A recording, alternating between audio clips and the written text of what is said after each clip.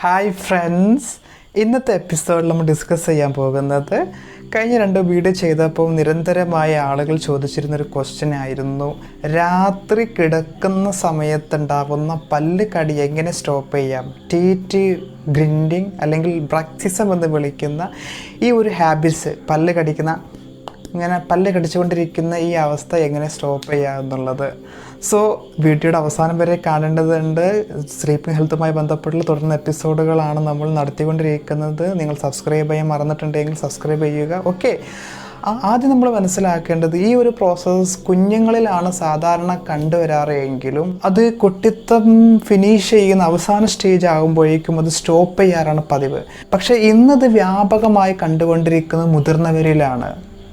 പകൽ സമയങ്ങളിൽ തന്നെ ഇത്തരക്കാരായ ആളുകൾ ടെലിവിഷൻ വാച്ച് ചെയ്തുകൊണ്ടിരിക്കുകയാണ് എങ്കിൽ പല്ല് കടിച്ചുകൊണ്ടിരിക്കുന്നു, അല്ലെങ്കിൽ കമ്പ്യൂട്ടർ മുമ്പിൽ ഇരിക്കുകയാണെങ്കിൽ അപ്പോഴും പല്ല് കടിച്ചുകൊണ്ടിരിക്കുന്നു, അതും അല്ലെങ്കിൽ കുക്കിംഗ് ചെയ്തുകൊണ്ടിരിക്കുകയാണെങ്കിൽ കട്ട് ചെയ്തുകൊണ്ടിരിക്കുകയാണെങ്കിൽ അപ്പോഴും എല്ലാം ഇതേപോലെ പല്ലുകടി നിരന്തരമായിട്ട് ഒരു അൺകോൺഷ്യസ് ഓട്ടോമാറ്റിക് പ്രോസസ്സായിട്ട് വന്നുകൊണ്ടിരിക്കുന്നു.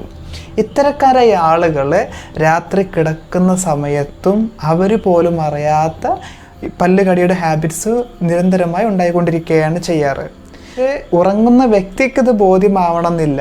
ഇത് തനിക്കുണ്ടോയെന്ന് പരിശോധിക്കാൻ നമ്മൾ കൂടെ കിടക്കുന്ന പങ്കാളിയാണ് എങ്കിൽ അല്ലെങ്കിൽ സുഹൃത്തുക്കളാണ് എങ്കിൽ അവരോടൊന്ന് നിരീക്ഷിക്കാൻ വേണ്ടി ആവശ്യപ്പെടുക. അല്ലെങ്കിൽ മൊബൈൽ ഫോണിന് റെക്കോർഡിംഗ് ടാപ്പിംഗ് ഓപ്പൺ ചെയ്ത് വെച്ചിട്ട് കിടക്കുക. അങ്ങനെ നമുക്കത് ബോധ്യപ്പെടുന്നുള്ളൂ രാത്രി കിടക്കുന്ന സമയത്ത് ഈ അവസ്ഥ ഉണ്ടോ ഇല്ല എന്ന്. ഇനി ഇത് എന്തുകൊണ്ടാണ് സംഭവിക്കുന്നത് നമ്മൾ അറിയേണ്ടതുണ്ട്. 95% ഇതിൻ്റെ പിന്നിലുള്ള റീസൺ സ്ട്രെസ്സാണ്, സ്ട്രെസ്ഫുൾ ലൈഫ് സ്റ്റൈലാണ്. ഇത് എല്ലായിടത്തും സ്ട്രെസ്സാണ്. സ്ട്രെസ്സിൻ്റെ അമിതമായ വർധനവ് കൊണ്ട് സ്ട്രെസ്സിൻ്റെ കൂടെ പല പേരുകൾ ചേർത്തിയിട്ടാണ് വിളിക്കാറ്. ജോബ് സ്ട്രെസ്സ്, ബിസിനസ് സ്ട്രെസ്സ്, വീട്ടിൽ സ്ട്രെസ്, ഇങ്ങനെയൊക്കെ ആയിട്ട്. സോ സ്ട്രെസ്സിനെ മാനേജ് ചെയ്യാനും ലഘൂകരിക്കാനും പഠിക്കുക എന്നുള്ളതാണ് ഇതിൽ ഏറ്റവും വലിയൊരു പോംവഴി. ഇവിടെ നമ്മൾ ആദ്യം മനസ്സിലാക്കേണ്ടത്, സ്ട്രെസ്സ് ക്രിയേറ്റ് ചെയ്യപ്പെടുന്നതിൽ സ്ട്രെസ്സിൻ്റെ ഹോർമോണായ കോർട്ടിസോളിൻ്റെ പ്രൊഡക്ഷൻ നടക്കുമ്പോഴും കൂടിയാണ് നമ്മൾ മനസ്സിലാക്കേണ്ടതുണ്ട്. പ്രത്യേകിച്ചായിട്ട് പുവർ സ്ലീപ്പിംഗ് ഹാബിറ്റ്സ് ഉള്ള ആളുകൾക്കിടയിൽ ഈ കോർട്ടിസോൺ എന്ന സ്ട്രെസ് ഹോർമോൺ പ്രൊഡക്ഷനുള്ള സാധ്യത കൂടുതലാണ്. ഫലപ്രദമായിട്ട് സ്ട്രെസ്സിൻ്റെ ഹോർമോണായ കോർട്ടിസോളിൻ്റെ പ്രൊഡക്ഷൻ സ്റ്റോപ്പ് ചെയ്യാൻ നമുക്ക് ഏറ്റവും നന്നായി ഉപയോഗിക്കാൻ പറ്റാവുന്നത് ഹെർബൽ ടീ ആയ ചെമമോയിൽ ടീ പ്രാക്ടീസ് ചെയ്യുക എന്നുള്ളതാണ്. റെഗുലറായി ദിവസം 1 കപ്പ് ഓഫ് ടീ ചെമമോയിൽ ടീ ഉപയോഗിക്കുകയാണ് എങ്കിൽ ഈ കോർട്ടിസോൺ എന്ന് പറയുന്ന ഹോർമോൺ പ്രൊഡക്ഷനെ ലഘൂകരിക്കാൻ സഹായിക്കുന്നു.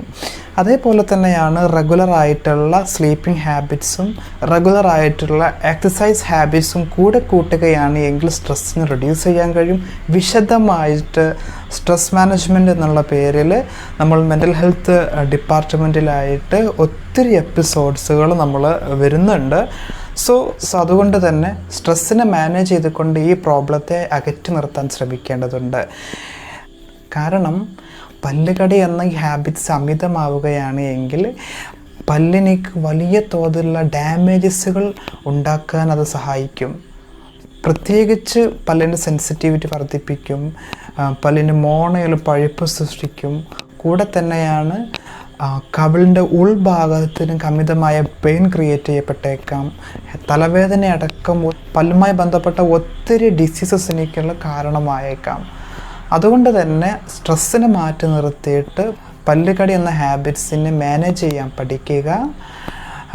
അമിതമാവുകയാണ് എങ്കിൽ അത് സംബന്ധമായിട്ടുള്ള ബ്ലീഡിംഗ് ഒക്കെ വരികയാണ് എങ്കിൽ നിർബന്ധമായിട്ടും ഡെൻറ്റിസ്റ്റിനെ കാണിക്കണം, വേണ്ട മെഡിക്കേഷൻസ് ഉപയോഗിക്കണം. ഓക്കെ, ഇനി സ്ലീപ്പിംഗ് ഹെൽത്തുമായി ബന്ധപ്പെട്ടുള്ള തുടർന്ന എപ്പിസോഡുമായിട്ട് അടുത്ത വീഡിയോയിൽ കാണാം. Wish you all the best. Welcome to wellness corner.